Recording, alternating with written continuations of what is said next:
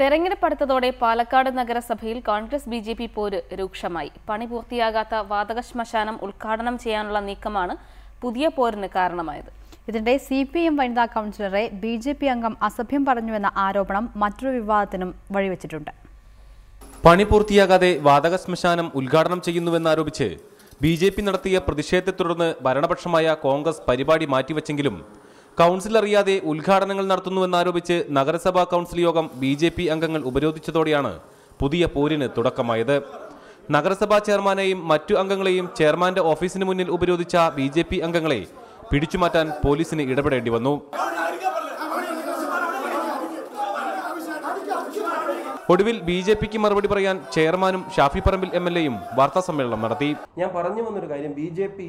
ഈ കഴിഞ്ഞ ദിവസങ്ങളായിട്ട് നടത്തിക്കൊണ്ടിരിക്കുന്ന ഈ പ്രകടനങ്ങൾ അത് കൊട്ടിഘോഷിക്കപ്പെട്ട മുൻതൂക്കമുള്ള ഏരിയ എന്നുള്ള നിലക്ക് പാലക്കാട് നഗരസഭയുടെ ഭരണത്തിലേക്ക് ഇതാ വരാൻ പോകുന്നു എന്നുള്ള പ്രചരണങ്ങൾ അത് പൊളിഞ്ഞു പോകുന്നതിന്റെ വൈഷമ്യത്തിലാണ്. തൊട്ടു പിന്നാലെ ബി.ജെ.പിയും എത്തി. സാങ്കേതികമായിട്ടുള്ള യാതൊരുവിധ അനുമതിയും കിട്ടാതെയാണ് ഉദ്ഘാടനങ്ങൾ നടത്തുന്നത്. ഇതിനോടാണ് ഞങ്ങൾക്ക് പ്രതിഷേധം. ഇതിനിടെ വനിതാ കൗൺസിലറോട് ബി.ജെ.പി. അംഗം അസഭ്യം പറഞ്ഞുവെന്നാരോപിച്ച് CPM-ഉം രംഗത്തെത്തിയത് പോര് രൂക്ഷമാക്കി.